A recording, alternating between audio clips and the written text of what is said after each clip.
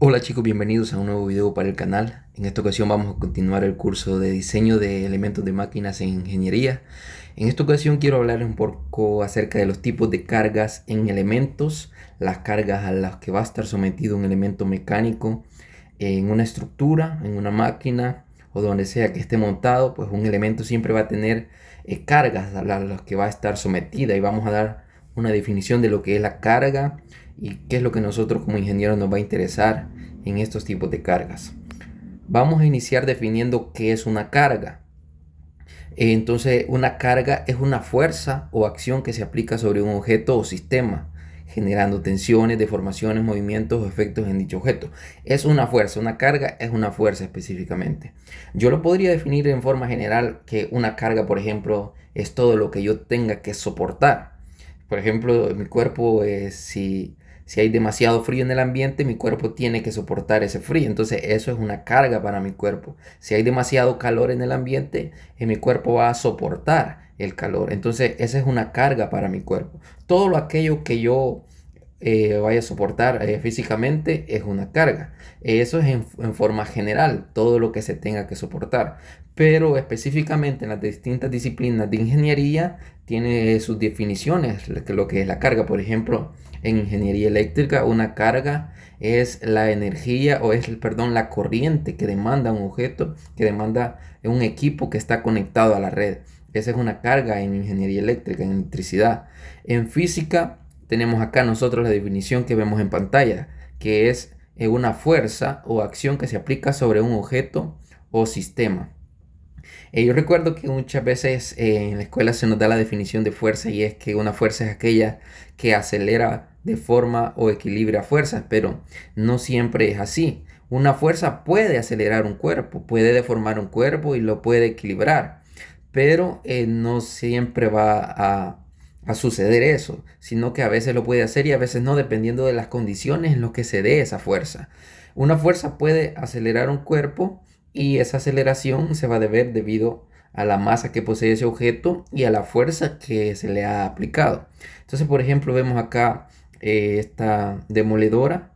Acá podemos observar nosotros que en esta máquina hay distintos tipos de fuerzas actuando. Tenemos las fuerzas de tensión que están soportando estas cadenas, y esta se debe al peso que ejerce esta bola, ¿verdad? Que es la que demuele los edificios. Entonces, estas fuerzas de tensión están siendo soportadas por estas cadenas, pero también acá estos cilindros hidráulicos están soportando una fuerza de compresión, están sosteniendo tanto el brazo de la máquina como también el peso de esta bola. Entonces, si esta máquina, por ejemplo, estuviera parada, estuviera detenida sin estar trabajando, allí no hay ninguna aceleración. No hay ninguna aceleración, pero existen fuerzas que están actuando allí. Por eso no siempre hay una aceleración cuando hay una fuerza actuando sobre un objeto o sobre un elemento. Eso sí, puede causar una aceleración, pero tenemos que analizar la situación para ver si en realidad le va a generar una aceleración a dicho elemento.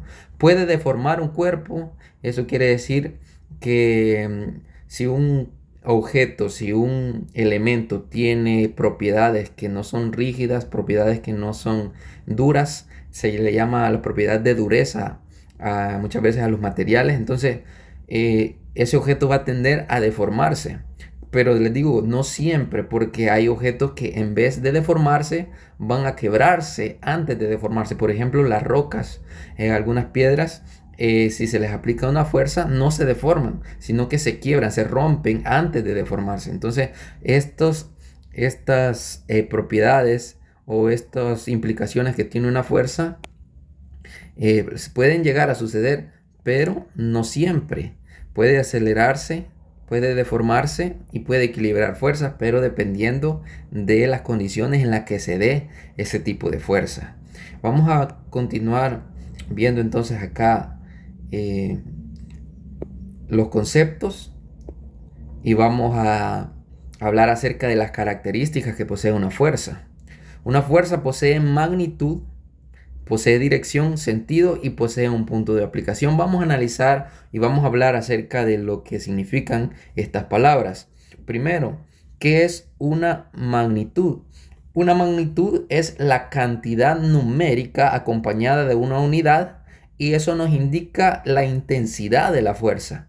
Oigan bien, es una cantidad numérica acompañada de una unidad y nos indica la intensidad de esa fuerza. Entonces, por ejemplo, un tractor genera mucha mayor fuerza de tracción cuando está remolcando una carga que un vehículo liviano. Podríamos decir, por ejemplo, el peso de un elefante es mucho mayor que el peso de una rata. Y entonces esa fuerza, que es el peso, tiene una magnitud, que es la cantidad numérica, y nosotros la podríamos expresar, por ejemplo, en newtons, la podríamos expresar en libras, la podríamos expresar en kilogramos fuerzas, y nosotros estas se llaman unidades. Nosotros las podemos expresar en estas unidades y el número que va a acompañar a estas unidades nos va a indicar la intensidad de esa fuerza. Pueden ser, por ejemplo, 25 newtons, pueden ser, por ejemplo, 5 libras, pueden ser 30 kilogramos fuerzas. Ese número nos indica la magnitud, la cantidad, y nosotros con ese número nos podemos hacer la idea de qué tan grande o tan pequeña es esa fuerza. Ahora analicemos la otra característica de una fuerza.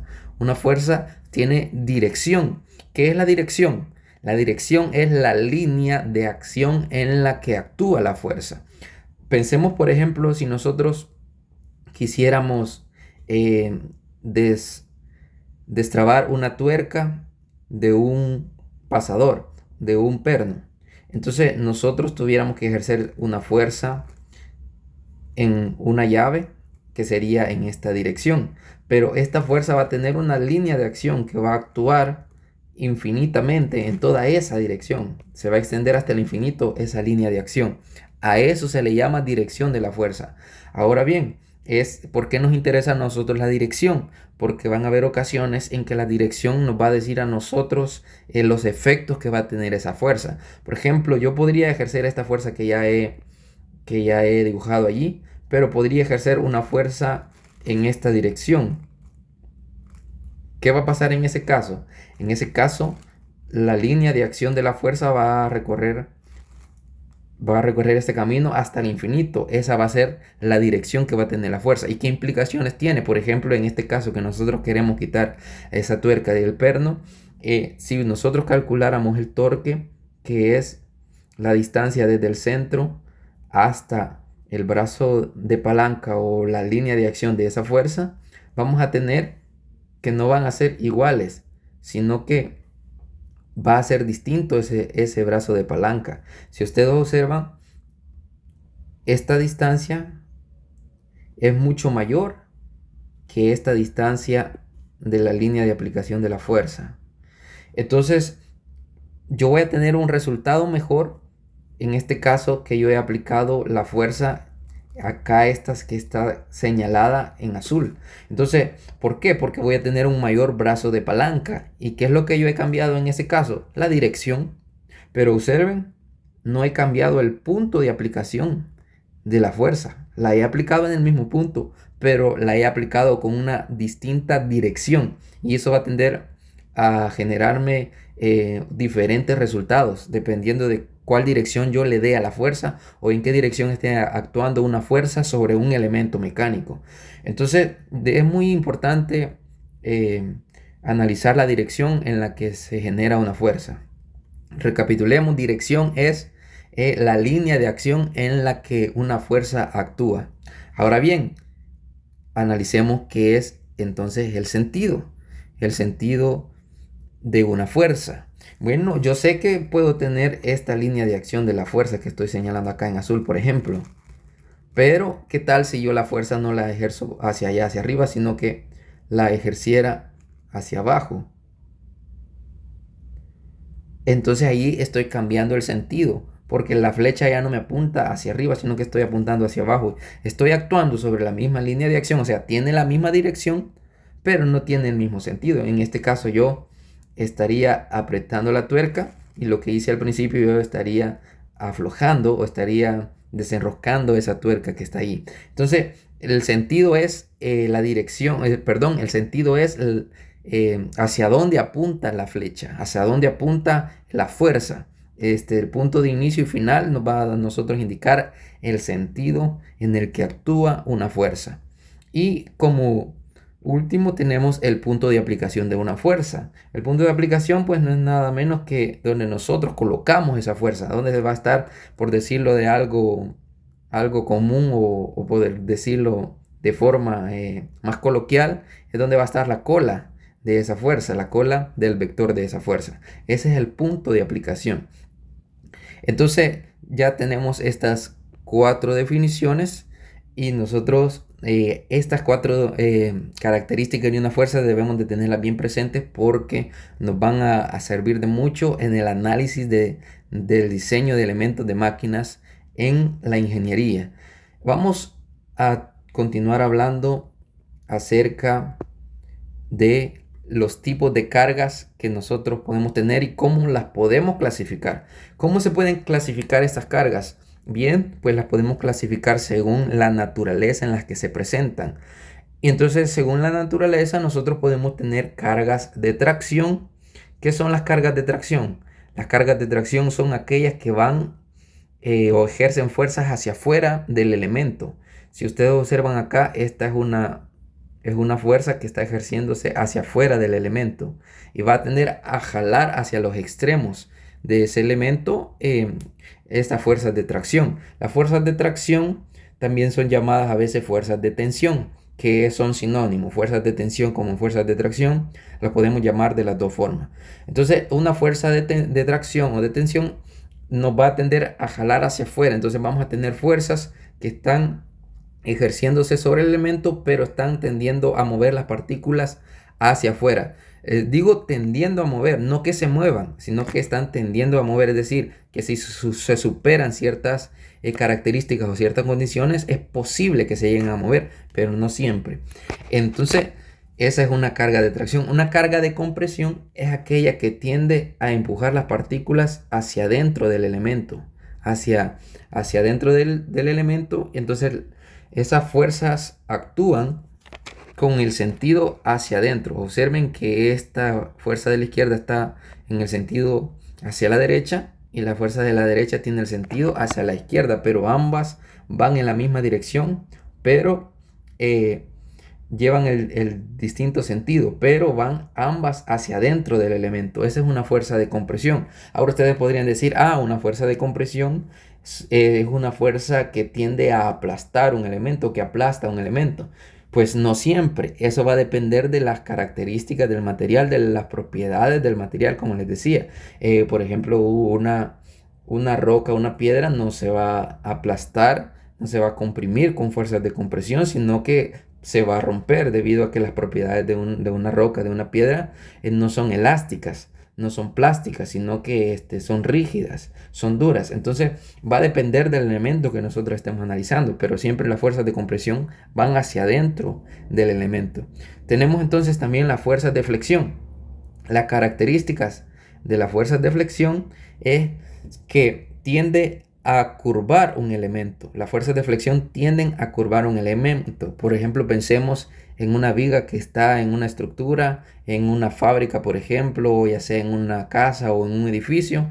Esa viga, solo por el peso que ella tiene, va a tender a flexionarse, va a tender a doblarse, va a tender a curvarse. Esa es una fuerza de flexión. Pero una fuerza de flexión, nosotros acá vemos 3 puntos donde están aplicadas una fuerza. Aquí vemos una, aquí vemos otra y aquí vemos otra. Tenemos 3, pero eso no siempre es así. Vamos a tener muchas veces cargas que no son puntuales, sino que están distribuidas a lo largo de una viga, a lo largo de un elemento. Y podemos tener, por ejemplo, nosotros en una pared podríamos tener una viga que solamente está allí empotrada, pero no está apoyada en la punta, sino que la punta está suspendida en el aire, pero la otra punta está empotrada en la pared. Entonces acá nosotros lo vamos a tener este punto de apoyo acá, y vamos a tener esto acá que no tiene ningún punto de apoyo, sino que solamente se está ejerciendo el peso, que es la fuerza que él está ejerciendo sobre sí mismo. Entonces esto igual me va a tender a flexionar el elemento y va a tender a curvarse. Entonces, las fuerzas que tienden a curvar un elemento se llaman fuerzas de flexión. Ahora, aquí hay algo muy importante, no debemos de confundir las palabras flexión con deflexión, porque flexión es la carga que tiende a curvar un elemento, pero la palabra deflexión, vamos a escribirla por acá, la palabra deflexión significa la distancia vertical que se movió una partícula cuando una viga o cuando un elemento se ha flexionado. Entonces, si yo tuviera por acá una viga y debido a una carga que yo puse acá en el centro, por ejemplo, o por ejemplo a su mismo peso, esa viga no se quedó recta, sino que tendió a flexionarse. Entonces, yo voy a tener una distancia vertical que se movieron las partículas de esta viga. Y esa distancia vertical es a lo que yo llamo deflexión. Eso va a ser deflexión. La distancia vertical que se ha movido una partícula cuando se ha flexionado una viga o un elemento mecánico. Entonces, tenemos las cargas de flexión. Tenemos también las cargas de torsión, que creo que el ejemplo más práctico que se me viene a la mente ahorita es cuando nosotros desatornillamos un tornillo en cualquier máquina, cualquier elemento. Si nosotros agarramos un destornillador y ejercemos, ¿verdad?, fuerza para desatornillarlo o para apretarlo, ahí se están generando fuerzas de torsión en ese destornillador.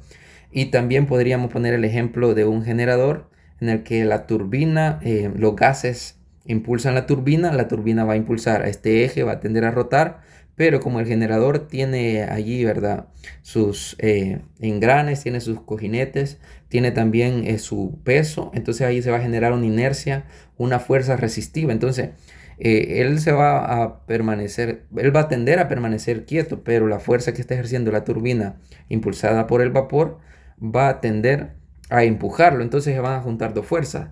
La fuerza resistiva de que no se quiere mover, sino que quiere permanecer quieto, como acuérdense que según las leyes de Newton, todo cuerpo permanece en reposo a menos que una fuerza se le aplique. Entonces, en este caso el eje va a querer permanecer en reposo, pero va a haber una fuerza que está ejerciendo la turbina. Entonces, se van a encontrar dos fuerzas acá. Una fuerza, por ejemplo, que va en esta dirección, pero va a haber otra fuerza acá de la turbina que va en esa dirección. Entonces van a haber fuerzas encontradas. Cuando hay fuerzas encontradas de rotación en un eje o en un elemento, ahí estamos en presencia de fuerza de torsión. Entonces, también tenemos nosotros las fuerzas cortantes. ¿Qué son las fuerzas cortantes? Aquellas fuerzas en las que nosotros las encontramos en pares. Van a estar en pares, pero van a actuar en distintos sentidos. Observen que acá en este caso esta va hacia arriba y esta fuerza viene hacia abajo. Y observen también que no están actuando en la misma dirección, o sea, no tienen la misma línea de acción, sino que están actuando en distintas líneas de acción. Están separadas esas líneas de acción. Entonces, cuando nosotros tenemos la presencia de estas fuerzas así, estamos ante fuerzas o cargas cortantes. Así que no se les olvide, siempre están en pares y las direcciones no coinciden, sino que son distintas y están separadas. Vamos a hablar por último entonces cómo se clasifican las cargas de acuerdo a el tiempo en el que se aplican. Entonces, dependiendo del tiempo en que se aplican, nosotros vamos a tener dos tipos de cargas.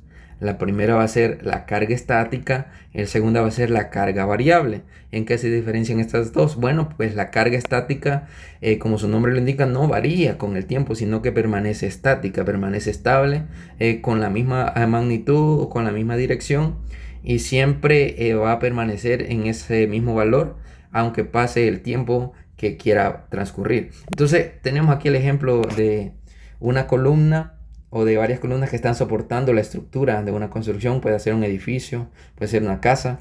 Entonces, ese peso que va a tener esa casa no va a variar con el tiempo.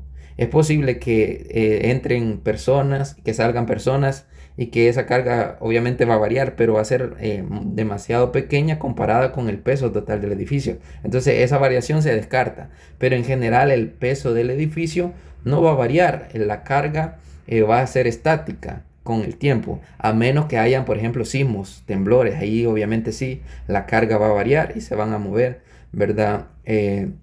Físicamente los elementos, y la carga también va a tender a variar. Pero en general se entiende que a lo largo del tiempo una columna soporta cargas estáticas porque la magnitud de, de lo que soporta no varía. Si el ejemplo, el edificio va a pesar, por ejemplo, 50 toneladas. Entonces, eso se va a permanecer a lo largo del tiempo. Siempre va a pesar lo mismo, 50 toneladas. Eh, y entonces a eso se le considera una carga estática.